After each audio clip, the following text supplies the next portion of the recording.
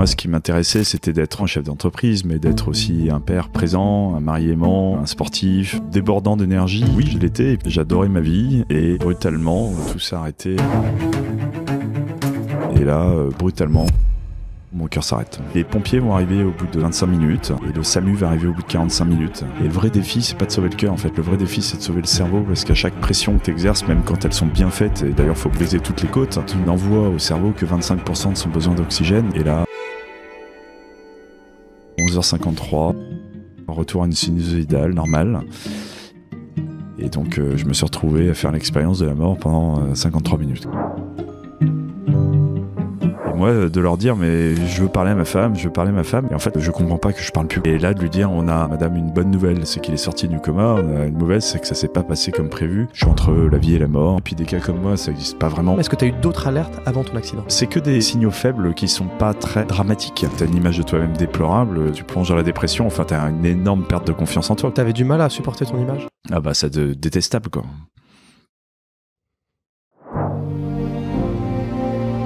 Et la nature humaine a besoin de gros coups de pied au cul pour réaliser à quel point la santé, c'est ce qu'il y a de plus précieux. On est des enfants gâtés. Et c'est quand on l'a plus qu'on réalise à quel point c'était important. Et oh, réveillez-vous, votre corps, c'est un cadeau. Aujourd'hui, moi, j'ai découvert la joie en passant par l'instant. Sans l'amour de ma femme ou l'amour de mes enfants, probablement que je serais pas là. C'est pas facile de rebondir après. Non, c'est pas facile. Merci Nicolas. Oh la vache. Ah. Pour finir, j'ai une petite surprise. Je vais prendre ce...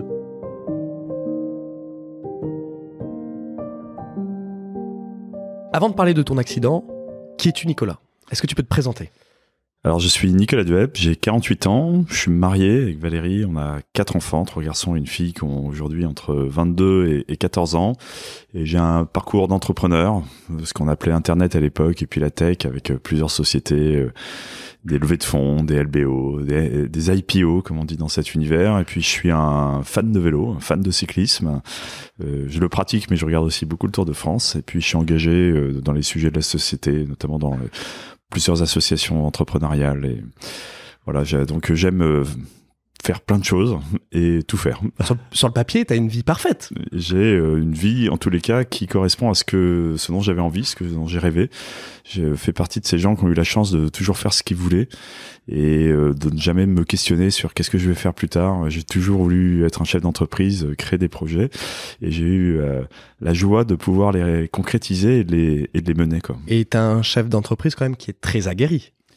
Alors, j'ai fait ça pendant une vingtaine d'années, parce que dès la sortie de mes études, des études classiques d'école de commerce, j'ai plongé dans ce qui s'appelait Internet à l'époque, dans les .com. En revenant des États-Unis, j'avais appris le mot start-up en 97, c'était pas un mot très très répandu. Puis Internet non plus était pas forcément un sujet qui était d'actualité à l'époque. Et puis là, je me suis dit, il va se passer un truc de dingue avec ce sujet. Et puis j'ai tout de suite plongé là-dedans. Et c'est comme ça que tu as monté ton entreprise. Elle a été cotée en bourse aussi, c'est ça? Elle a été cotée, on a réussi à la coter en novembre 2020. C'est la première société cotée 100% digitale, parce que je l'ai fait pendant le confinement en chaussons dans ma chambre, en ne voyant personne, en faisant que des visios. Et voilà, puis elle a eu, je crois, un pic de valorisation autour de 100 millions. Ok. Donc, ta vie semble idéale sur le papier, tu as tout accompli. Ce que tu cherchais, c'était d'arriver à tout faire aussi, à tout accomplir, autant d'un point de vue professionnel que personnel, c'est ça?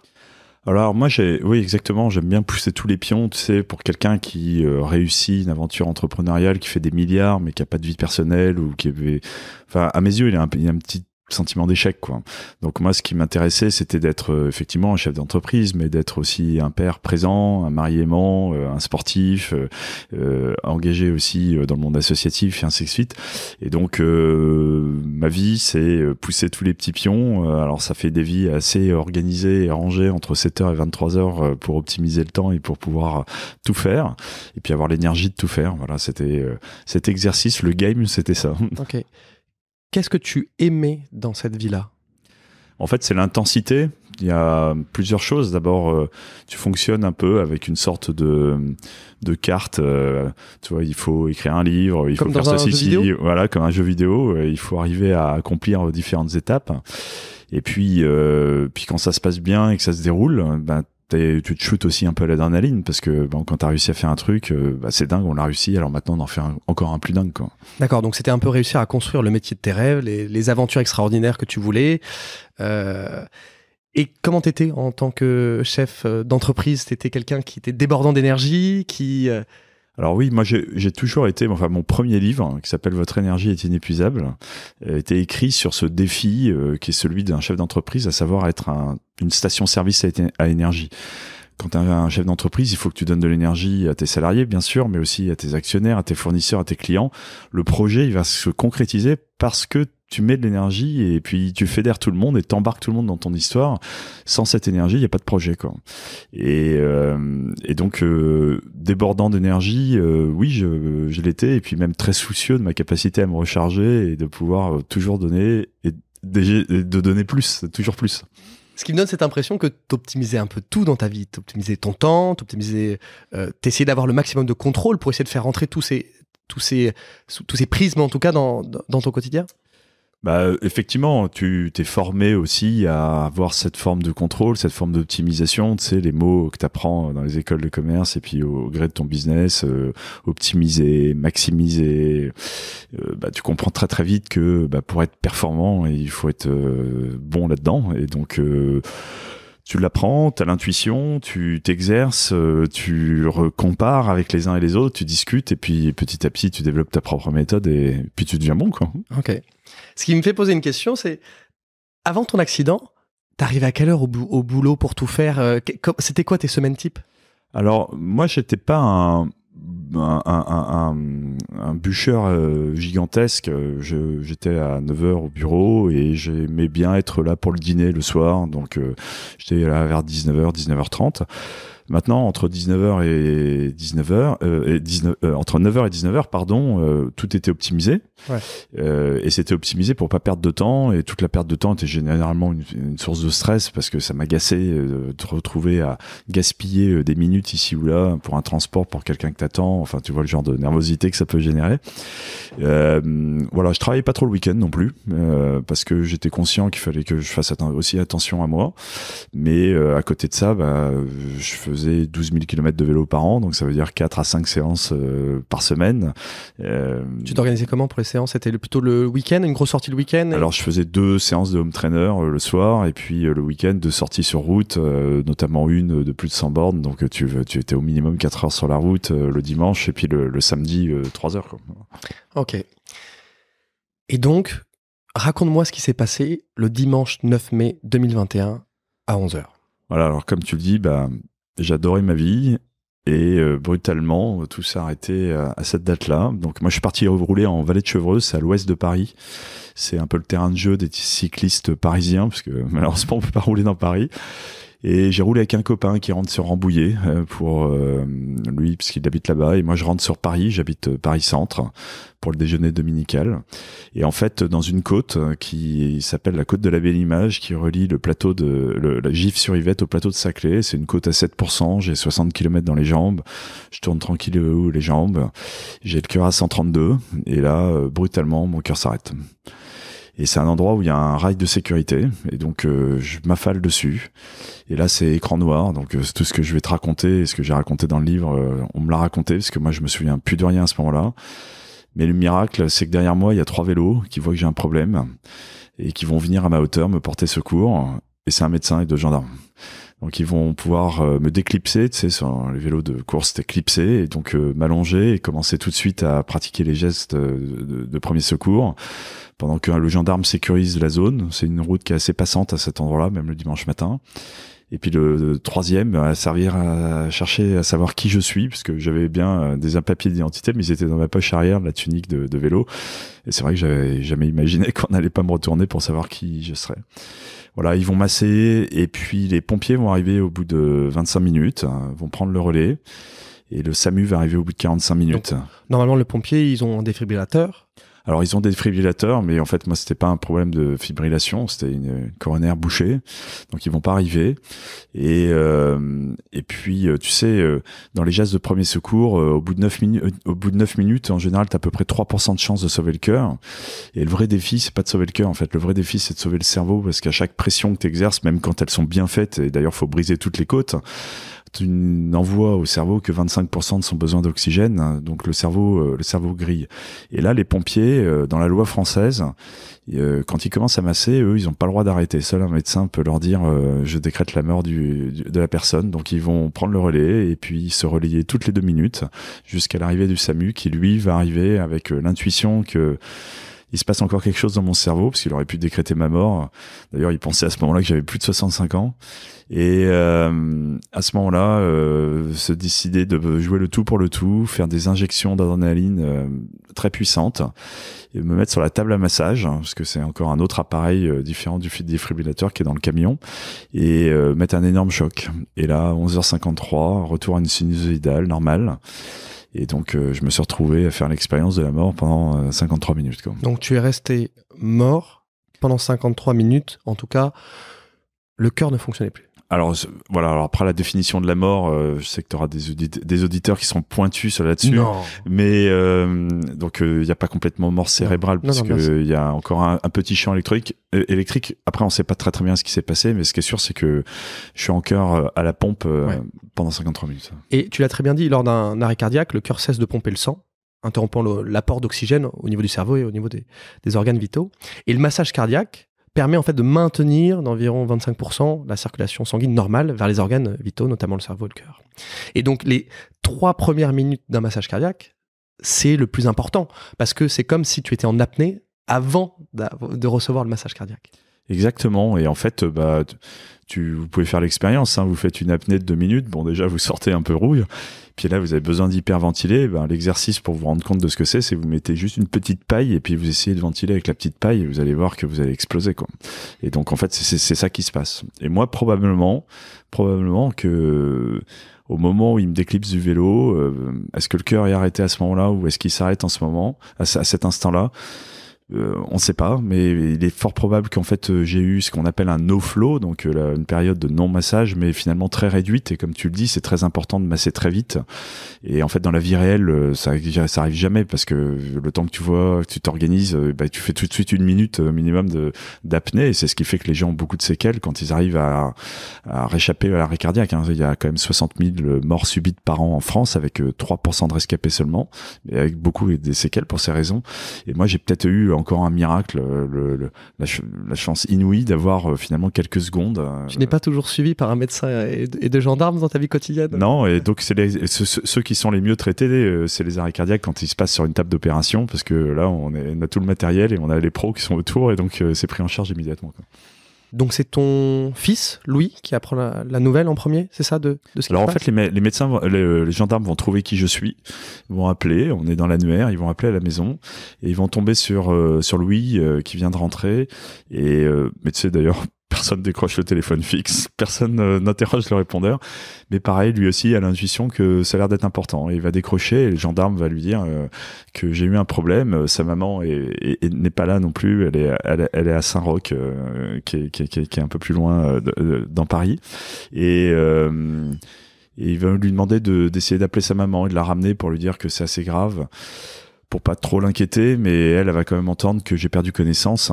Alors pour ceux qui sont fans de vélo ou les amateurs du cyclisme, ils savent que le vélo c'est quand même un sport dangereux, parce qu'il y a beaucoup de casse dans le peloton, on s'accroche, on s'abîme les hanches, les clavicules, etc. Pour ceux qui suivent le Tour de France, ils voient bien de quoi je parle. Et donc, mais là, elle comprend que j'ai perdu connaissance et que c'est assez grave. Voilà. Donc, il va revenir, et puis ils vont prendre la voiture pour me rejoindre, parce que le gendarme leur a dit que j'étais évacué à l'hôpital de Paris-Sud, parce que la côte, elle est dans l'Essonne, et donc je suis parti à cet hôpital qui réunit le département du Sud, et ou encore coup de chance, quand j'arrive, j'ai un chirurgien cardiaque qui est disponible tout de suite, qui va pouvoir m'opérer et me plonger dans le coma. Et là, dans la voiture qui les emmène, en fait, le SAMU va appeler et va tomber sur ma femme pour lui dire, parce que c'est mon fils qui conduisait, il avait 18 ans, pour lui dire que en fait c'est pas de la chute, c'est juste un arrêt cardiaque, mais un arrêt cardiaque long, très très long, façon de lui faire comprendre que c'est quand même très très grave et que je suis entre la vie et la mort et que a priori, enfin rien, les signaux sont pas bien orientés quoi. Voilà, et donc elle va arriver à l'hôpital, ils vont lui expliquer la gravité de la situation, et toi t'es opéré du cœur, plongé dans le coma. Et la particularité du coma artificiel, c'est de baisser ta température de 37 à 32 degrés pour endormir tous tes organes et laisser juste le cœur et le cerveau actifs, bénéficier du maximum d'oxygène. Mais pour ceux qui ont déjà côtoyé la mort, c'est quand même hyper douloureux parce que on touche un corps froid, quoi. Donc ça, c'est quand ta femme vient pour te voir la première fois en réanimation. Voilà, à l'issue de l'opération, donc le dimanche en fin de journée, quoi. T'as aussi un appel avec... Enfin, ils ont informé ton père, qui est médecin à la retraite. Il a tout de suite aussi, lui, compris le caractère critique de ta situation et la faible probabilité d'une issue positive. Les informations qu'il récolte sont quand même très... le pronostic vital est engagé, donc il a vite... Faut le dire clairement, personne n'est confiant sur ton pronostic vital. Oui, enfin personne n'est optimiste à ce moment-là, et puis d'autant moins que 2 jours plus tard, quand t'es en réanimation, t'as plein de tuyaux dans les orifices, et comme ça arrive souvent, t'as une bactérie qui arrive, qui déclenche une fièvre, et donc là ma température qui passe de 32 à 39 degrés, et donc là cette surinfection va donner le sentiment à mon père que c'est fini, mais va donner aussi aux médecins qui vont demander à ma femme de venir, et en lui disant écoutez madame, on a un peu perdu le contrôle, c'est peu probable que ça passe la nuit, donc restez à côté de votre téléphone, on vous tient au courant, quoi. Parce que pour ceux qui savent pas, tu as eu une infection pulmonaire et en fait ton corps est dans un état encore très fragile, tes défenses immunitaires sont encore très très faibles, et donc c'est un recoup de stress pour tout le monde et un recoup dur. Voilà, et puis au point de se dire là c'est la fin, ça passera pas la nuit, quoi. Et donc miracle encore, ça a passé la nuit. Et le lendemain, comme mon cœur réagit bien, probablement aussi parce que j'ai un cœur de sportif, hein. Le vélo m'a tué, mais le vélo m'a sauvé à force de faire du vélo. Tu penses ça vraiment? Ouais. Bien sûr, je pense que t'as un gros cœur endurant, et je pense qu'il a tenu le choc aussi. Je pense en tout cas c'était une machine que t'as réussi à garder en très bonne forme, et en effet, l'activité physique, ton sport, a permis aussi à ces petits pourcentages d'optimisation sur le cœur qui était pas bien. Exactement, tous les pouillèmes comptent à ce moment-là. Ouais, tous les pouillèmes. Et donc là, ils lui disent bon, le cœur réagit incroyablement bien, et donc on va tenter de le sortir du coma. Et là, ils lui disent on a 3 options. La première option, c'est on n'y arrive pas. La deuxième, c'est qu'on se réveille, mais soyez prête, madame, il aura probablement plus ses facultés, préparé à avoir quelqu'un d'abîmé. Et puis la troisième option, c'est qu'il a des séquelles sur une palette qu'on peut pas définir. Donc déjà, en fait, dans les 3 options, ta famille doit faire le deuil de te retrouver en fait sans séquelles. Exactement, mais surtout d'essayer de comprendre ce que ça veut dire de ne pas avoir ses facultés, parce que tout ça, quand on te le met sur le papier, c'est très conceptuel, quoi. Mais quand on fait l'expérience d'avoir quelqu'un qui est abîmé, c'est différent, quoi. C'est passer de l'exercice à la pratique, quoi. Et voilà, et donc ils vont échouer le mercredi. En fait, ils baissent les doses de cura, ils te ramènent un peu à la surface. Ton corps tremble de partout. Enfin, mon corps tremblait de partout. Moi, je me souviens de rien, hein, donc on m'explique qu'il y a les yeux qui tournent, alors que je me souviens un peu dans tous les sens. Enfin, ils estiment que c'est trop critique. Ils décident de te rendormir. Ils refont ça le jeudi, pareil. Et le vendredi matin, à 4h30 du matin, je ne sais pas très bien ce qui s'est passé, mais en fait, je vais sortir tout seul du coma. Je vais me réveiller tout seul du coma. Et c'est probablement très douloureux. Pareil, je me souviens de rien. Donc, t'arraches tous les tuyaux. Au point de sortir du lit, j'ai eu un frère d'un ami qui s'est tué comme ça en sortant du coma. Et voilà. Donc, moi, je sors, je m'écrase sur le carrelage en déclenchant probablement toutes les alarmes qui vont bien. Et c'est le premier flash que j'ai qui m'est revenu maintenant d'une infirmière qui rentre et qui me dit « Monsieur, faut pas faire ça, monsieur, faut pas faire ça ». Qui m'attrape, qui me met dans le lit, qui me sangle au barreau, tu sais, les barreaux des lits d'hôpitaux. Et moi, de leur dire, mais je veux parler à ma femme, et en fait, je me vois partir en arrière après leur avoir dit un nombre de fois incalculable. Et en fait, je comprends pas que je parle plus, quoi, que je fais juste des bruits. Mais manifestement, je vais réussir à me faire comprendre. Ils vont appeler à la maison, ils vont appeler ma femme. Donc je te laisse imaginer la scène qui est celle de ce téléphone qui sort à 4h30 du matin pour le coup de téléphone qu'elle attend depuis une semaine. Et puis a priori à 4h30 on t'annonce rarement des bonnes nouvelles. C'est pas pour des invitations sympas. Et donc elle va tellement être sidérée qu'il va falloir qu'il s'y reprenne parce qu'elle peut pas décrocher. Et là de lui dire on a madame une bonne nouvelle, c'est qu'il est sorti du coma. On a une mauvaise, c'est que ça s'est pas passé comme prévu. Mais venez tout de suite, si vous le pouvez, on pense qu'il vous réclame. Et donc, va réveiller mon petit frère, et puis ils vont monter dans la voiture et ils vont faire la route jusqu'à Corbeil-Essonnes, puisque je suis à 1h30 de Paris, en fait, mon corps est là-bas, et il est pas transportable. Et donc, voilà, ils vont me retrouver à l'hôpital à ce moment-là. Ensuite, à la suite de ce moment-là, s'en suivent des mois de rééducation ? Alors, en fait... ouais, quand je vais revenir, elle est dans le rôle de l'aidante, qui est un rôle qui est extrêmement difficile parce que tu choisis pas non plus, ta vie prend un missile en pleine carlingue et ça explose.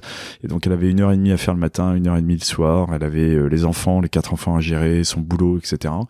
Ça faisait une semaine, elle était exténuée, donc elle a vu tout de suite une opportunité avec un ami cardiologue, parce que moi j'avais pas de cardiologue non plus. Que j'étais transférable, et donc elle va me ramener proche de Paris, à Neuilly. Et en fait à ce moment-là, moi je parle plus, je marche plus, petit côté chacun appréciera le incapable quoi, enfin complètement handicapé, et je me retrouve sur un lit, et en plus pour elle c'est un moment très douloureux parce que je sais pas si tu te souviens, mais c'est le monde du Covid, et donc quand elle arrive à l'accueil, on lui dit madame vous n'avez pas de test PCR, donc vous rentrez chez vous et vous reverrez votre mari dans 48 heures. Et donc c'est mon petit frère qui avait son QR code et qui va s'occuper de moi pendant ce temps-là. Et là on va lui expliquer à ma femme le dimanche que tout ça va durer très très très très très longtemps. Et qu'on est parti pour un marathon. Des mois. Et c'est plus long qu'un marathon. Exactement. Et parce qu'en fait on n'en sait rien quoi. Et on maîtrise pas le temps, on maîtrise rien. On maîtrise rien, et puis des cas comme moi ça existe pas vraiment, donc t'as pas de parcours vraiment classique de prise en charge. Et l'anecdote c'est qu'en fait le lundi matin à 6h30, avec le seul canal de communication qui m'est donné, c'est-à-dire un WhatsApp avec son numéro, et je lui écris et je lui dis viens me chercher, je veux pas rester ici, j'ai peur, je suis pas bien, j'ai peur. Et puis elle de me dire pour une fois dans ta vie sois patient. T'as décrit ma vie d'avant, sois patient. Alors oui bien sûr, et puis en fait ce que j'ai fait à 9h30, je m'en souviens pas du tout, mais j'aurais écrit un WhatsApp en lui disant bon c'est bon, j'ai tous les papiers, c'est signé, viens me chercher sinon j'entends taxi. Donc elle en mode panique en se disant mais qu'est-ce que c'est que ce bazar, elle se pointe à l'hosto. Et les cardios lui disent son cœur réagit incroyablement bien, donc on est ok pour qu'il sorte, à condition qu'il prenne une rééducation cardiologique. Et puis pour le neurologique, on laisse commence à lui transfère un peu la responsabilité quand même. Et moi je lui dis mais je t'en supplie, ramène-moi à la maison. Et je lui ai écrit ça sur le WhatsApp, je retrouve les WhatsApp aujourd'hui, et puis en fait elle va voir la foi, parce que en fait l'histoire est belle, mais à ce moment-là tu sais pas si t'es embarqué pour le reste de ta vie quoi, hein. Et je vais débarquer chez moi à midi, et je reconnais rien de chez moi, je sais même pas où sont les toilettes, juste capable d'aller T'arrives à marcher à ce moment-là? Ouais, en me tenant, on arrive à me faire mettre un peu les pieds devant l'autre. J'avais commencé à faire des exercices de kiné, tu vois, à l'hôpital. Ouais, et puis tu sais, surtout à l'époque, ils me mettaient sur un petit vélo, j'étais sur le gros fauteuil gris, puis essayer mais ne serait-ce que tourner des jambes sur le petit pédalier là, mais c'était tellement dur, j'y arrivais tellement pas. Et donc c'était dur ça, l'impression de redevenir un enfant qui apprend à marcher, En fait, t'es pas conscient. Tu vis le truc, et il y a un côté sidération pour toi parce que tu y crois pas. Pendant très longtemps, j'ai pas compris qu'il s'était passé une semaine dans le coma, qu'en fait moi j'avais l'impression d'être le dimanche après-midi de mon accident. Et puis en fait t'as encore toutes les drogues du coma. Pour ceux qui ont déjà vu le coma, ils voient qu'on met du temps, et puis en fait ton corps a été faire une épreuve physique mais hors norme, hein, parce que quand tu vas commencer à passer de l'autre côté et puis tu reviens, ton corps est exténué, ton esprit est complètement exténué, ton cerveau est complètement ramolli. Moi je comprends rien quand on me parle, voilà. Et je suis pas capable de te dire si j'avais des raisonnements, je suis pas capable de te dire si j'étais présent ou pas. C'est comme un côté flou, un petit peu une ambiance un peu floue. Dans un petit brouillard cérébral, un brouillard articulaire, un brouillard... Ouais, c'est un peu comme quand t'es complètement bourré et que tu te rends compte de rien. Mais bon, là, c'est pas pour faire la fête. Et donc, voilà, t'es pas les... Et d'ailleurs, ma femme me témoigne, elle me dit, à ce moment-là, elle me parlait, j'avais les yeux qui partaient dans tous les sens, c'était incapable d'avoir une conversation, je faisais des bruits, des bouts de mots, enfin, donc... Enfin, faut comprendre aussi pour quelqu'un qui est aidant à ce moment-là que se retrouver face à quelqu'un qui ressemble à ça et sans avoir de projection possible, te dire si ça va s'améliorer ou pas, c'est extrêmement douloureux. Voilà. Alors, mais je vais quand même pouvoir commencer la rééducation, pas très loin de ton appartement là, à Saint-Lazare. Dans un centre qui s'appelle le Centre Cœur et Santé. Et justement, apprendre à faire une rééducation complète, apprendre à parler, apprendre à marcher, faire de la rééducation cardiaque, des exercices physiques et ainsi de suite. Et moi, je voulais pas rester là. Il y avait des gens qui étaient là depuis installés. Et j'étais pressé aussi. T'as trouvé ta notion de performance à ce moment-là? Bah, en fait, au début, je voulais pas admettre que j'étais abîmé et donc je voulais prouver que même la mort elle allait pas me tuer quoi. Et donc en fait en l'espace de 5 semaines je vais réussir à faire une rééducation puis à la fin j'arrivais à parler, je disais au cardio moi je veux pas rester là, j'en étais même au point de dire je fais du vélo dans votre centre de rééducation, moi j'ai un home trainer chez moi, je vais le faire chez moi, enfin pourquoi je m'emmerde à venir ici. Et mais avec le même état d'esprit je vais la faire en mode attentif, consciencieux, hyper engagé. Et au bout de 5 semaines, je vais avoir un test d'effort. Je vais réussir le test d'effort et on va me donner mon bon de sortie pour que je sorte. Ton petit tampon, c'est bon. C'est bon, j'ai mon petit tampon. Je peux revenir dans ma vie d'avant encore. À l'examen, les médecins ont découvert des artères dans un état catastrophique avec des sténoses et des lésions. Est-ce qu'il y a une explication à ça? Est-ce qu'il y a un côté génétique? Est-ce que ta famille a eu des soucis d'artères? Est-ce qu'il y avait du cholestérol? Est-ce que tu avais de l'hypertension artérielle? Est-ce que tu avais du stress aigu? Alors en fait... Bon, le stress, je vais pas l'apprendre à qui que ce soit, ça n'a pas des effets très bénéfiques pour le corps. Et moi, j'avais du cholestérol, mais je le savais pas trop. En fait, quand j'avais fait un emprunt, quand tu fais un LBO, tu fais une très grosse dette et donc elle est à plusieurs millions. Et donc en fait, l'assurance veut faire un check-up complet parce que bon, nothing personnel, mais on veut juste savoir quel est le risque pour nous de vous assurer. Alors, ça, c'est les investisseurs qui vont pour couvrir s'assurer, pour couvrir la dette. Comme quand vous prenez une dette, un emprunt pour pouvoir acheter une maison, il faut l'assurer. Bon, c'est la même chose, sauf que là, c'est fait par des experts et tout, parce que la somme d'argent est tellement importante que. Et donc, ils avaient trouvé du cholestérol. Mais bon, moi, je faisais du sport, je mangeais pas, je mangeais sain, je picolais, un petit verre comme ça, mais rien de grave. Et donc, jamais je me suis inquiété. Et puis le stress aussi. T'avais aussi de l'hypertension artérielle? Ouais, je faisais un peu d'hypertension et d'ailleurs dans les signaux qui ont précédé cet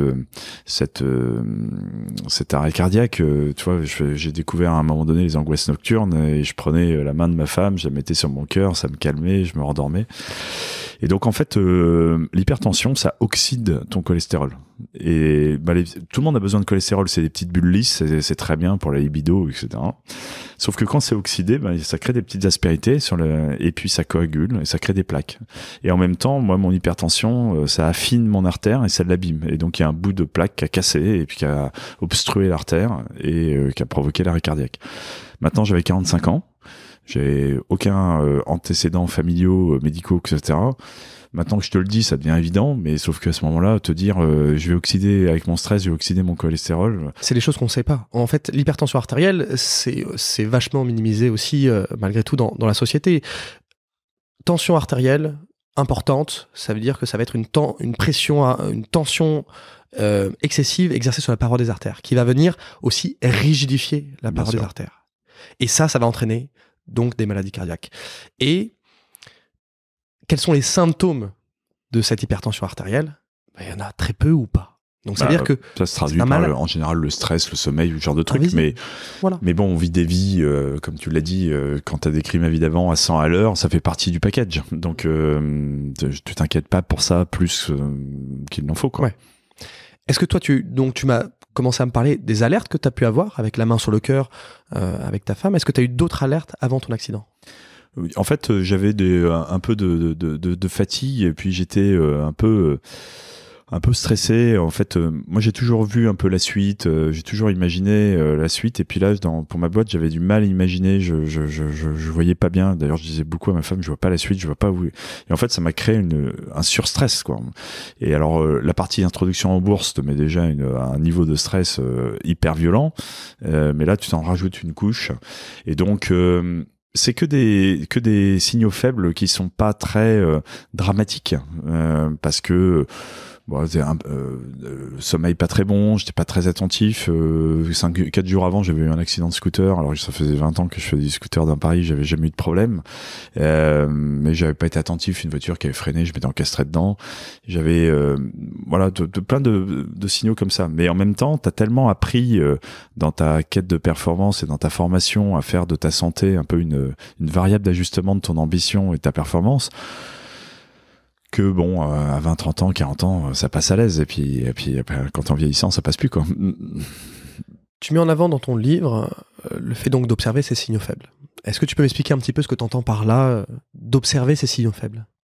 Alors en fait, pour les signaux faibles, c'est qu'en fait, d'abord, faut être conscient qu'ils existent. Faut savoir les détecter, faut savoir les interpréter, puis prendre des décisions en conséquence. Et moi, j'ai appris qu'en fait, ton corps te parle. Ton corps t'envoie plein de messages. Et d'ailleurs, en français, la maladie, mal à dire, c'est comme t'arrives pas à dire, t'arrives pas à me poser des mots sur tes sentiments, sur tes émotions, ton corps va te le faire pour toi, quoi. Et que ces signaux-là, sans devenir complètement hypocondriaque, c'est intéressant de se dire, pourquoi cette réaction cutanée, pourquoi cette capacité à pas parler en ce moment.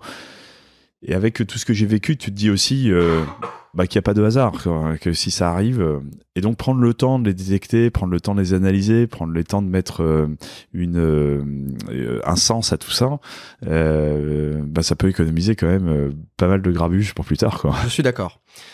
Quand je t'avais appelé, j'avais aussi dit que j'allais challenger un petit peu cette idée-là, parce que pour moi, les signaux faibles que tu as sentis, en fait, c'était déjà presque trop tard. Tu aurais pu presque rien faire. Tes artères étaient déjà dans un état qui était catastrophique. Ta problématique artérielle s'est installée en fait sur des années sans aucune alerte.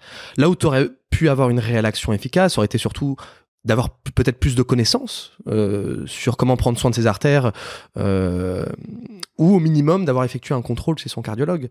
Mais sans ces deux éléments-là, même en écoutant un petit peu tes signaux faibles, en fait, la corde aurait forcément lâché. Elle aurait déjà été très, très tendue.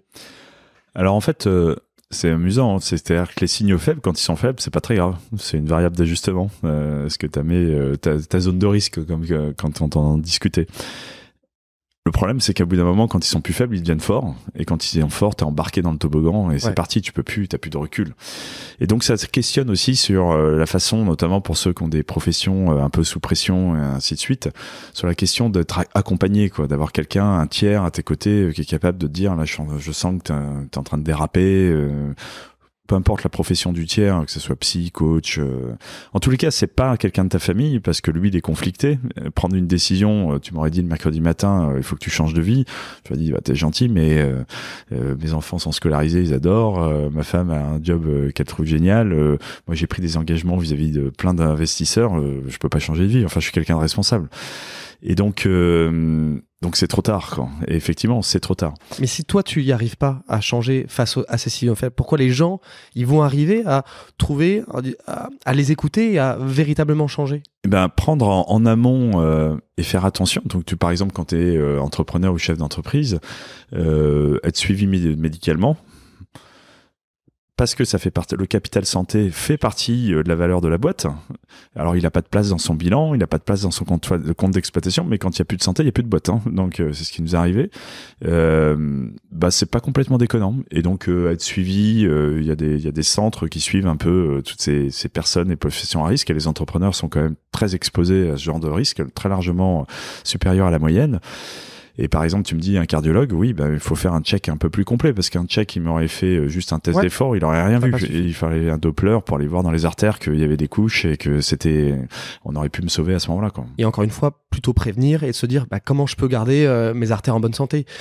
On parle souvent de l'hypertension artérielle, donc c'est la perte de la souplesse des artères. On parle souvent de pilates, de la souplesse musculaire, de venir faire des exercices. Et ben, comment on peut avoir le même raisonnement sur notre souplesse des artères pour éviter le maximum d'accidents cardiaques? Voilà, et puis être conscient des dommages que ça crée. Voilà, et moi, j'en avais aucune idée et j'aurais jamais imaginé que ça pouvait m'arriver au-delà du fait que t'as tendance à te croire indestructible pour plein de trucs. Enfin, c'est ce qui va se passer derrière dans toute ma rééducation et la suite de ma rééducation, quoi. Mais c'est ce qu'on a le plus régulièrement, c'est que les patients qui vont consulter, c'est ceux qui ont des symptômes.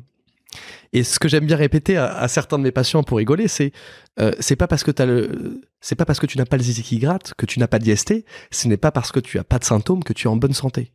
Et j'aime bien cette métaphore avec Blaise Pascal. Ce côté philosophique, donc le célèbre mathématicien physicien, il questionnait en fait notre capacité à nous représenter, que ce soit les espaces infiniment grands et les espaces infiniment petits. Et il remarquait que non, la taille, on n'arrive pas à nous représenter la taille de la galaxie. On n'arrive pas à se représenter la taille d'une bactérie ou d'un atome ou de ce qui se passe à l'intérieur de notre corps au niveau de nos artères. Et en fait, ce qui nous met en mouvement, c'est ce qu'on arrive à contrôler dans notre environnement, c'est ce qu'on arrive à sentir. Et donc, ce que nous pouvons nous représenter et ressentir nous incite au changement et à l'action. Et quand on n'a pas d'alerte, des fois, il n'y a pas d'alerte. On en a parlé avec l'hypertension artérielle, le diabète, ou même le fait d'être en surpoids. Le surpoids va entraîner une inflammation métabolique à l'intérieur du corps qui va faire que le foie va se dégrader, que les articulations vont se dégrader. Et donc, moi, j'aime beaucoup cette notion de presque anticiper l'invisible, d'être proactif sur la santé des artères et d'essayer de ne pas attendre que les problèmes, comme ce que tu as dit, infiniment petits, deviennent des problèmes infiniment grands. En fait, il y a une image qu'on pourrait prendre, c'est celle du contrôle technique de ta voiture. En fait, ça t'emmerde d'aller chez le garagiste voir ta voiture. T'as tellement de trucs à faire entre les enfants, etc. T'as une charge mentale de dingue. Et donc, c'est ce truc-là en plus. En fait, tu préfères pas le voir. Et tu préfères aller chez le garagiste quand ta voiture casse. Et puis là, tu seras obligé et tu n'auras pas le choix. Et puis, ça prendra de la place dans ton agenda pour l'emmener. Bon, l'avantage du contrôle technique, c'est que il faut quand même y aller. C'est la loi. Et si tu le fais pas, tu vas payer des amendes. Mais il y a un peu de ça dans la santé. C'est-à-dire qu'en fait, quand la santé va bien, tout va bien, quoi. Enfin, et on s'aperçoit même plus que, en fait, c'est un trésor tellement précieux et c'est juste normal. Et comme on est sous pression, on a tellement de choses à faire, qu'on est dans la course, comme les petits rats dans la roue, on s'intéresse pas trop à ça. Et ça, c'est un des biais cognitifs de l'entrepreneur, c'est que, en fait, un entrepreneur, tu ne fais gérer que des merdes toute la journée, quoi. Donc, tu vas pas te rajouter celle-là en plus. Et tu veux pas le voir. Donc, t'as tellement d'autres urgences. Mais là, la santé, c'est que c'est pas une merde parmi les autres. Ça fait partie du capital de ton entreprise, hein, et ça se préserve. Et donc, c'est comme le contrôle technique. Passé un certain âge, il faut aller faire le contrôle technique pour s'assurer que le châssis, le moteur et ainsi de suite sont bien fonctionnels, quoi. Ce que j'ai beaucoup aimé, c'est que tu avais utilisé la phrase « Être en forme est un privilège ». Personne ne remarque que j'ai 2 pieds, 2 mains, un cerveau qui fonctionne. Et tu mettais en avant aussi beaucoup l'extrême vulnérabilité de la vie. Oui, en fait, on n'a pas raconté, mais tu vois, après moi j'adorais, j'ai tout fait pour retrouver ma vie d'avant, et puis ça a été très compliqué, et comme j'avais des troubles, plusieurs fois je suis tombé, et donc je me suis cassé les poignets en vélo. Donc ça, c'était après toute ta rééducation, etc. T'as voulu repartir et retrouver ta vie d'avant. Exactement, et puis ça a craqué avec une dépression parce que j'étais trop fatigué, et puis après ton esprit positif te dit c'est pas grave, on continue quand même, et puis là je me dis tiens, je vais refaire du vélo parce que j'ai un agenda équilibre, c'est génial, et puis là je tombe et je me fracture les 2 poignets, et là tu fais l'expérience de pas de bras, et en fait tu chéris jamais tes mains, tes doigts, tes poignets, tes genoux, parce que quand ça va bien, c'est juste normal. Mais quand t'as plus de mains et t'as plus de bras et que tu peux même plus tirer la chasse d'eau et tu peux même pas remonter ton pantalon, tu deviens tellement dépendant, et là tu te dis mais en fait c'est juste un luxe d'aller bien, quoi. Et Et ça, malheureusement, on prend pas conscience de ça et la nature humaine a besoin de gros coups de pied au cul pour se réaliser à quel point la santé, c'est ce qu'il y a de plus précieux et que des doigts qui bougent, c'est incroyable, des yeux qui voient, c'est juste génial et que le corps qui est le nôtre avec toute sa magie et sa complexité, c'est un truc incroyable. On envoie des gens sur la Lune, mais regardez, on a un corps et il fonctionne et il est encore plus puissant que les mecs qu'on envoie sur la Lune, quoi. C'est clair. C'est vrai qu'on minimise à chaque fois le potentiel, le pouvoir du corps, et on se rend pas compte que c'est vraiment un privilège d'être en bonne santé. On est des enfants gâtés, et c'est quand on l'a plus qu'on réalise à quel point c'était important. Et moi, quand je me suis retrouvé sans mes bras, je me suis aperçu que c'est sympa d'avoir des bras, quoi. Ouais. Comment ça s'est passé après la rééducation? Est-ce que donc tu as réessayé de reprendre ta vie d'avant? Oui, alors moi, je l'ai dit, j'adorais ma vie d'avant, et puis, pas prêt à entendre que j'étais pas capable. Et, tu rentres dans une énorme phase de déni parce que c'est pour te protéger. Et malheureusement, d'étape en étape, ça n'a pas été possible parce qu'en fait, tes séquelles sont trop importantes, de la fatigue qui te crée de la dépression, des troubles de l'équilibre qui font que tu fais des chutes, les troubles de l'attention qui fait que tu as du mal à tenir une conversation très longtemps, encore pire quand c'est bruyant. Et puis tout ça, ça a fini aux Invalides où ils m'ont fait faire des tests et ils m'ont fait comprendre que je serais plus un chef d'entreprise et que je pourrais plus être chef d'entreprise parce que ma capacité de travail, ma capacité d'attention, ma capacité à gérer le stress, les émotions, elle n'est plus, et que c'est des prérequis pour pouvoir faire ce genre de mission. Alors ça a pris 14 mois, ça a été violent. Et tu t'en rendais compte? Pas vraiment, parce que en fait tu sais, t'es formaté, t'es dopé à quand tu veux, tu peux, quoi. Donc, pour moi, j'avais encore cet avatar qui se mettait sur ma route, là, ce truc d'arrêt cardiaque, et il fallait que je le surmonte. C'était encore une épreuve un peu plus balèze que les autres, mais j'allais pas me laisser dépasser par ça. Jusqu'à ce que je comprenne que c'était plus possible, quoi. Et donc, dans le cycle du deuil, le modèle de Kubler-Ross, avec ses 5 étapes, tu commences par le déni, mais la dernière étape, c'est l'acceptation, et à bout d'un moment, il faut accepter que c'est plus possible. Avant, tu as dû faire le deuil de ne plus être de ton train de vie. En fait, tu sais, quand on dit faire le deuil, d'ailleurs, faire le deuil de quelqu'un, mais en fait, c'est pas un deuil, c'est plein de deuils. C'est le deuil, tu parles de ton train de vie, mais tu parles de ton identité sociale. Quand on dit, qu'est-ce que tu fais dans la vie maintenant, tu fais rien. Enfin, c'est difficile, la société, elle aime pas ça. Ton identité, c'était ton accident. Avant, c'était ma boîte, ses succès, etc. Au bout de là, pendant très longtemps, et ça l'est encore un peu aujourd'hui, parce que c'est ton accident. T'as besoin, c'est tellement violent, t'as besoin de parler de ça.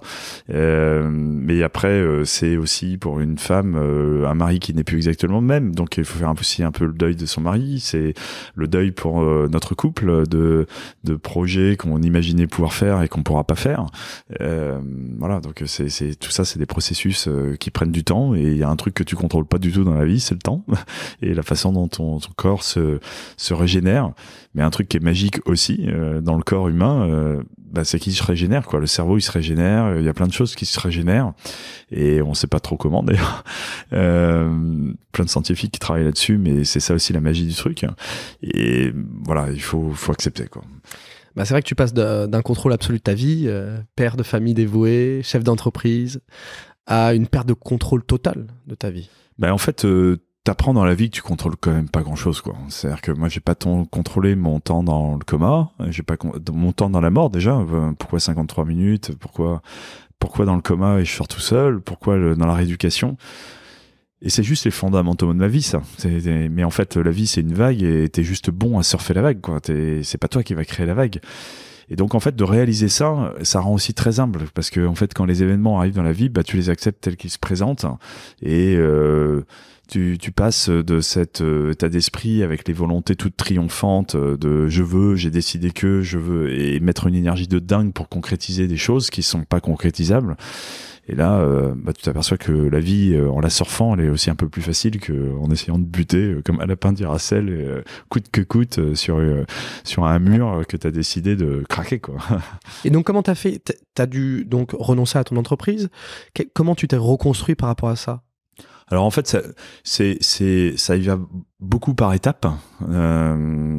T'as des choses que tu vas accepter, t'as des choses où ça va être plus compliqué, ça va demander plus de temps. C'est ça, le cycle des deuils, ils sont pas tous à la même vitesse. Il y en a aujourd'hui que j'ai fait, probablement qu'aujourd'hui il y a des deuils que j'ai toujours pas fait. Je suis toujours accompagné d'ailleurs toutes les semaines d'un point de vue psychologique, d'un point de vue orthophoniste aussi, pour travailler l'attention, faire des connexions neuronales et ainsi de suite. Donc ça prend du temps et t'évolues et le temps fait son affaire.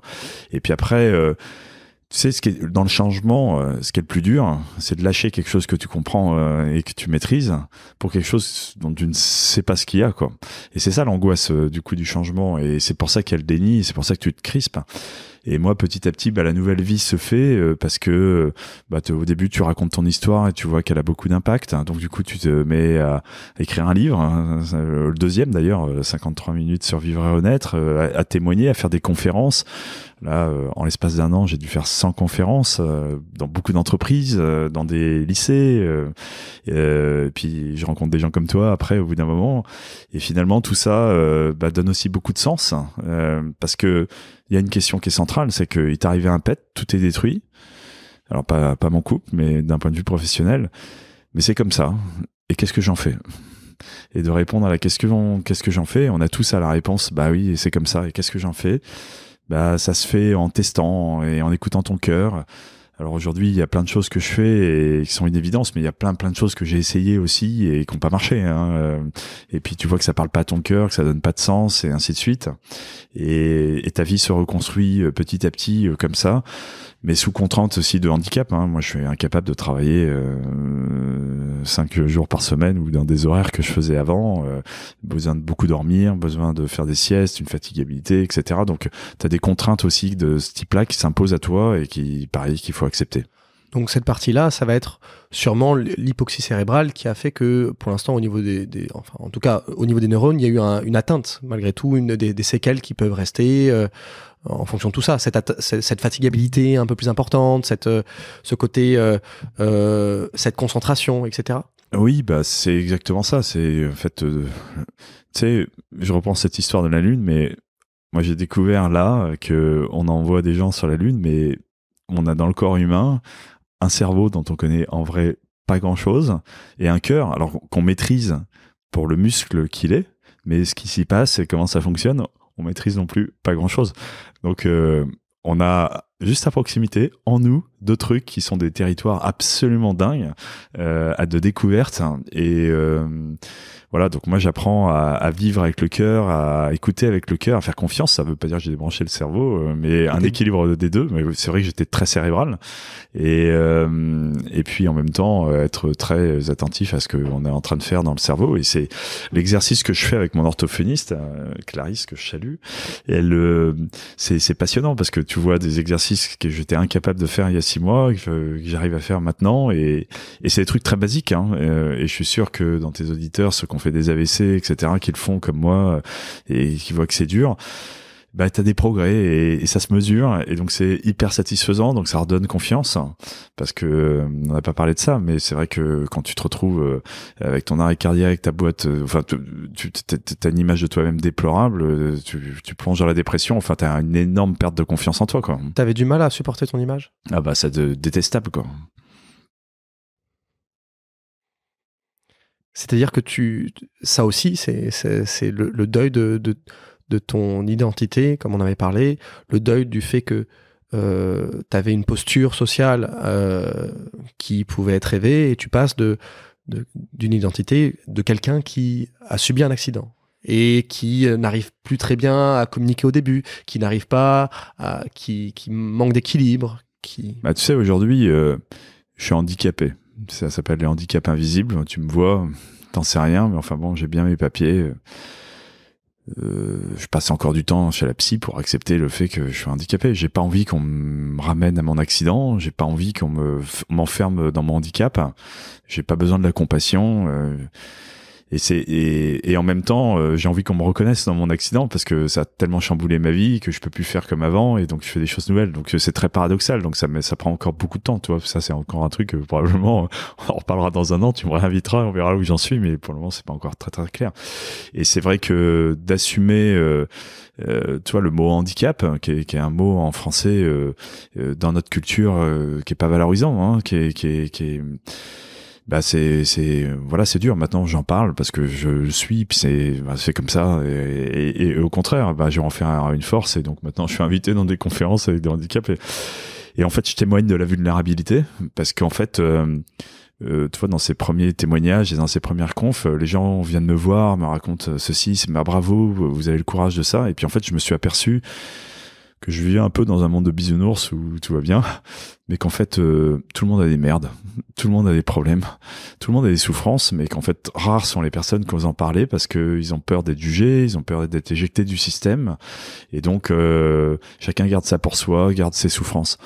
Et moi, je suis archi convaincu que si tu sais trouver les mots et trouver la posture pour en parler, bah ça peut devenir une énorme force. C'est ce que je fais avec mon histoire et voilà, et si ça permet à d'autres de libérer leurs paroles et d'y aller, ben allez-y quoi. Je pense que tu te rends pas compte de l'impact de tes histoires sur vraiment l'ensemble de notre audience, de l'ensemble des personnes que tu as pu toucher.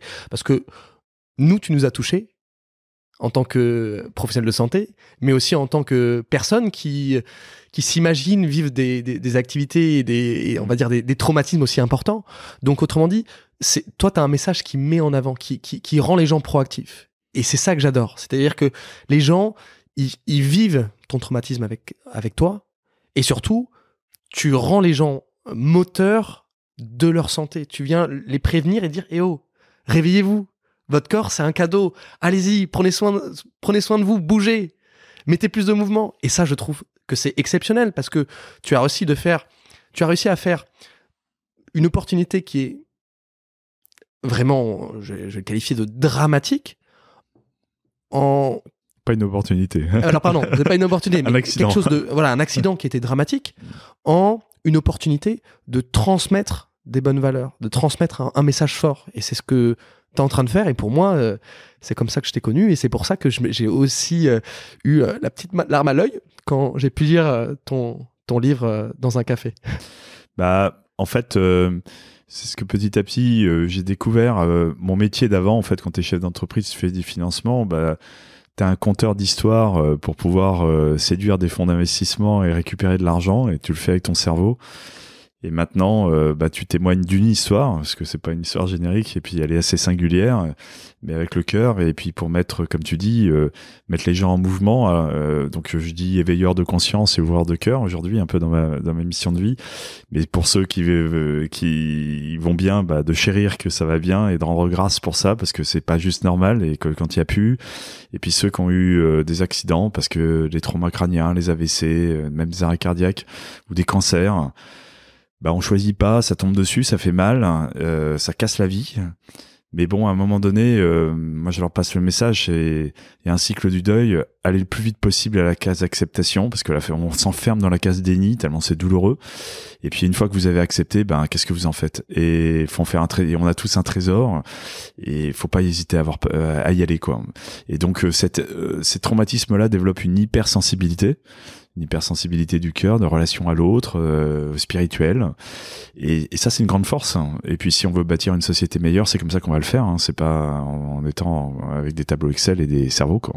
Et ce que j'aime bien aussi, c'est que tu renies pas ta vie d'avant.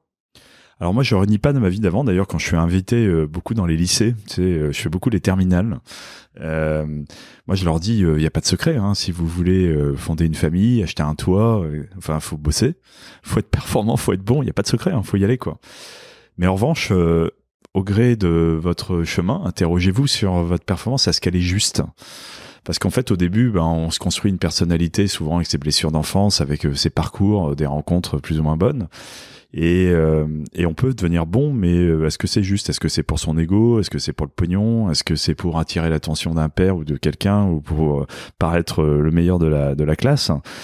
Alors ça passe à 20 ou 30 ans, mais à 40 ou 50, ça passe plus. Et donc s'interroger sur la justesse.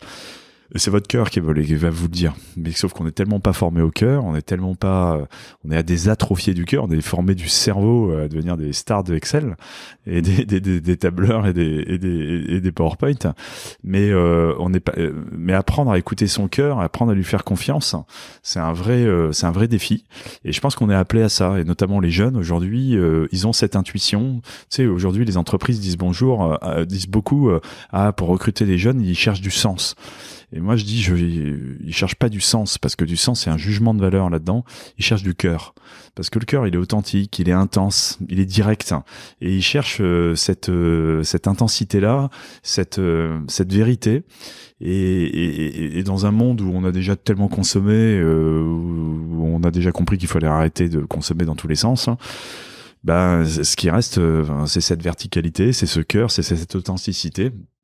Et je pense ils ont cette intuition-là, et nous, on est peut-être déjà un peu trop vieux, là. Mais eux, ils vont bâtir cette société, là, comme ça, demain, quoi. Toi, tu contrôlais vachement tes émotions avant ? Alors oui, moi je contrôlais. En fait, on a tous des émotions, mais on t'apprend à construire une plaque de béton dessus, et t'apprends à faire en sorte qu'elles ne viennent pas t'embarrasser, qu'elles ne deviennent pas des obstacles dans les objectifs qui t'étaient donnés. Donc tu les contrôlais, mais t'as jamais su les écouter réellement ? Tu les refoules. Et la meilleure façon de les refouler, c'est de mettre une bonne chape de béton dessus pour faire en sorte qu'elles émergent pas. Et donc celles qui sont douloureuses, tu les fais pas trop sortir, parce que elles vont te contraindre dans ton chemin. Et puis celles qui sont joyeuses, comme t'as pas vraiment non plus appris à les domestiquer, tu les caches aussi, parce que quand quelqu'un te dit je t'aime bien, etc., ça te trouble un peu. Et voilà, donc maintenant on me le dit beaucoup, puis ça me met à pleurer, et je me mets à pleurer. Est-ce que maintenant tu arrives à mieux vivre aussi les moments présents ? Alors complètement, apprendre à vivre dans l'instant, parce que le biais de l'entrepreneur aussi, c'est qu'il est toujours dans le futur, parce qu'en fait t'as tellement de trucs inattendus qui te tombent dessus, t'arrives de partout, t'essayes de les anticiper, donc t'es toujours un peu dans le futur, et t'es jamais dans le présent pour essayer de vivre le coup d'après, que ce soit d'un point de vue business ou d'un point de vue emmerdement, quoi. Et puis ça déforme, en fait, parce que t'es plus là dans l'instant, t'es plus là dans le temps.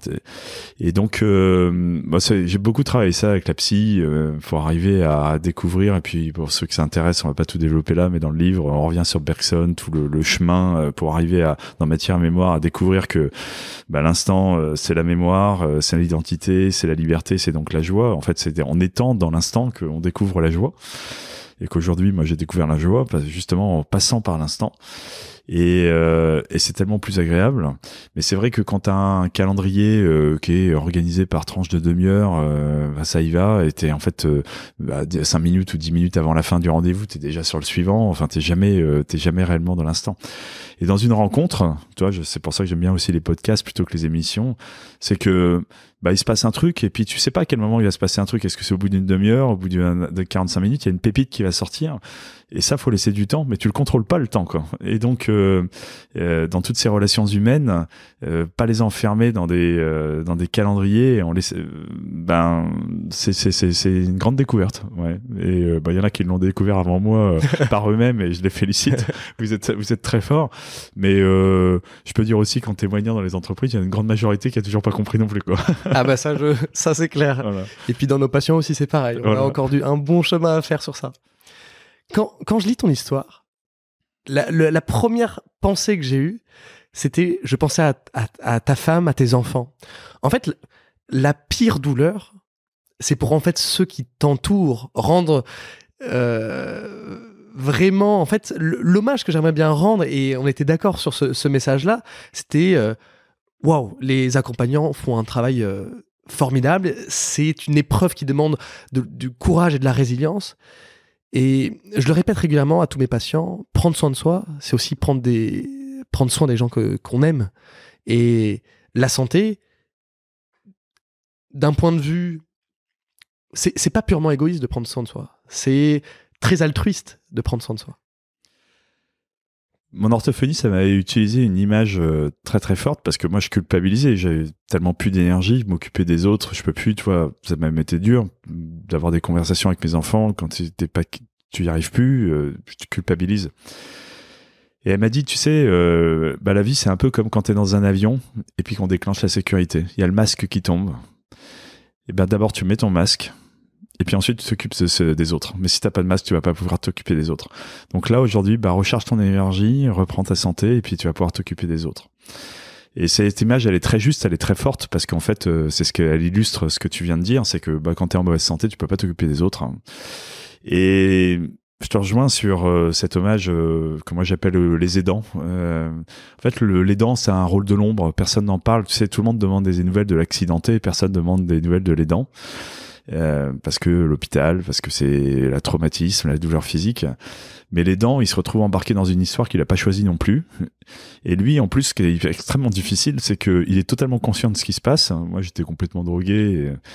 Mais surtout, l'aidant, ce qui est encore plus dur pour lui, c'est que sa vie est brisée de la même façon. Elle doit s'adapter, elle doit se repenser. Mais il a le choix. Il peut décider j'ai pas envie de cette vie-là. Et moi, au centre de rééducation, il y en avait qui étaient seuls. Et donc, c'est pas une évidence non plus. Et ce témoignage d'amour, parce qu'en fait, l'aidant, il est là, il tient par l'amour, il est capable d'aider parce qu'il aime la personne.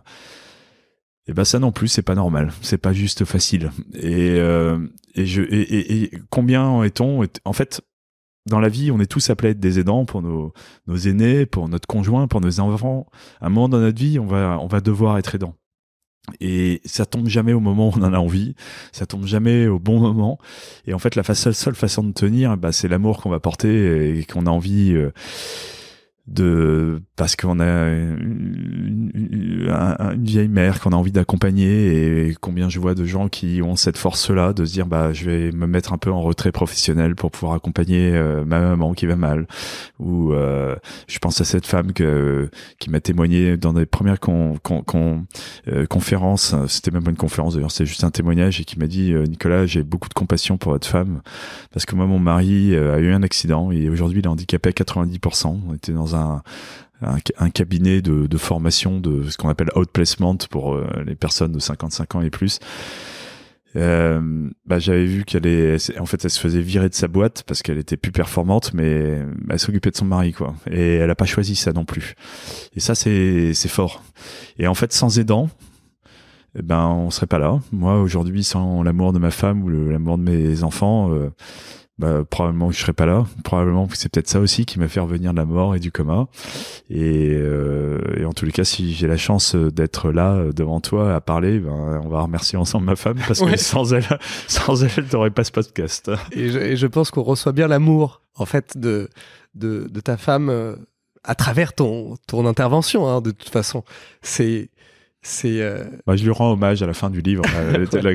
La dernière toute la partie, c'est pour elle, et puis je rends hommage aux aidants aussi, quoi. Toi, c'est pas facile de rebondir après. Non, c'est pas facile. Merci Nicolas. Tu t'es libéré de tes peurs aussi?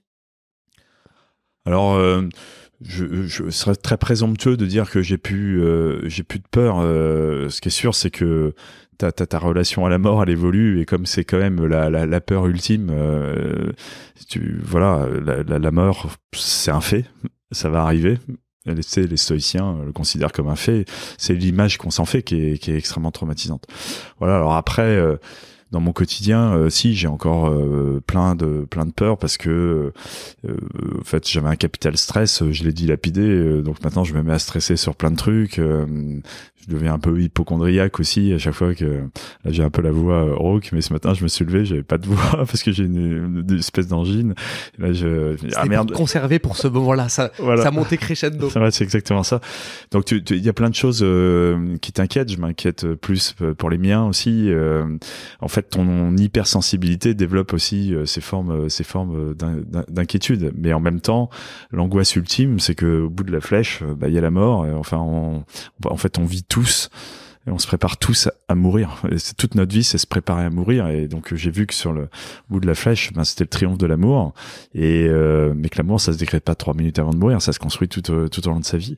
Voilà. Donc, ça prend, ça tranquillise de savoir qu'il y a l'amour au bout de la flèche. La mort en est moins noire.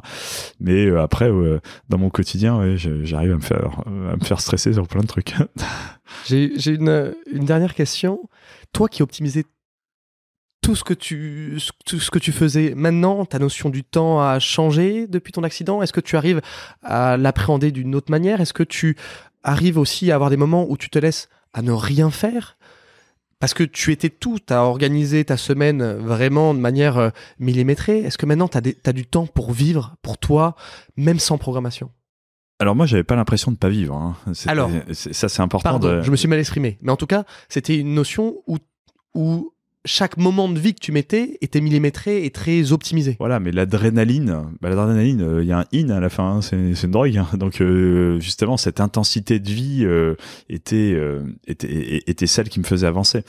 Aujourd'hui, tu mets des choses dans ton agenda, mais juste physiquement, t'es pas capable de faire plus. Et la fatigue, ça te tombe dessus sans que tu demandes rien du tout. Et ça peut tomber à 10h30 le matin et t'as l'impression que ça te prend le cerveau, ça t'appuie sur les côtés et tu t'allonges sur le canapé, mais tu peux rien faire. Tu vas pas prendre un bouquin ou une série, etc. T'attends juste que ça se passe. Alors après l'accident, ça pouvait durer la journée.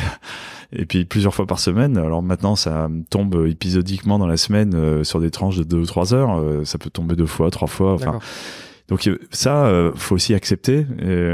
Maintenant, je l'accepte parce qu'au début, je le refusais. Et puis t'avais même le réflexe en disant attends, tu vas pas te laisser aller, tu vas pas rester ici à rien faire. Si tu veux, tu peux quoi. Et puis bon, tu voyais que tu pouvais pas, donc tu craquais. Et donc d'ailleurs, ça te renvoyait une image déplorable de toi, d'où la dépression. Et puis maintenant, je me dis bon ok, là, je me tape une fenêtre, faut rien faire. Donc bon. Donc ta notion du temps a complètement changé. Le temps a complètement changé. Et puis après, ça devient aussi très spirituel. C'est-à-dire que tu prends ton temps et tu vois qu'il y a plein de signes autour. Et ici un regard, ici une feuille. Enfin, qu'est-ce que ça veut dire? Et voilà, c'est très intéressant. Quoi. Alors, pour finir, j'ai une petite surprise. Je vais prendre ce petit livre. Paf. Et tu vas pouvoir ouvrir la première page de ton livre. La première page, tout au début, là, tout au début, du récit. Alors non, même pas, juste ici. Ok. Ah. Et je te laisse découvrir, c'est un extrait du Petit Prince. Oui. Et je vais pouvoir la lire. Bonjour, dit le Petit Prince. Bonjour, dit le marchand. C'était un marchand de pilules perfectionnées qui apaise la soif. On en avale 1 par semaine et l'on n'éprouve plus le besoin de boire. Pourquoi vends-tu ça, dit le Petit Prince. C'est une grosse économie de temps, dit le marchand. Les experts ont fait des calculs. On épargne 53 minutes par semaine. Et que fait-on de ces 53 minutes? On en fait ce qu'on veut. Moi, se dit le Petit Prince, si j'avais 53 minutes à dépenser, je marcherais tout doucement vers une fontaine. Économiser du temps n'a de sens que si tu le remplis de ce qui compte vraiment. Ouais, la source. Non, mais c'est sympa que t'aies repris ce chapitre. J'en avais fait un post sur LinkedIn. D'ailleurs, ceux qui veulent me suivre, moi je suis sur LinkedIn, on peut se connecter. Parce que c'est dingue, 53 minutes, quoi. Tu vois, c'est, enfin, le chiffre 53, d'ailleurs, il y a plein de gens qui ont mis dans les commentaires, quand ils sont partis. Les significations, etc. Que ça soit à travers la Bible ou d'autres à travers ChatGPT. Voilà, c'est dingue. Mais c'est vrai que ça résume tellement tout. On court. Mais pour aller où? Et tu sais, cette représentation du temps qui est une flèche, telle qu'on apprend à l'école, l'axe du temps, la frise du temps, il y a quoi au bout de la flèche, quoi? Et moi, j'ai découvert, je l'ai vécu, et il y a la mort, quoi. Mais se précipiter à aller dans la mort sans vivre, et vivre, c'est prendre son temps et d'apprécier et de vivre avec son cœur, on passe à côté de sa vie, quoi. Merci beaucoup, Nicolas. Avec plaisir.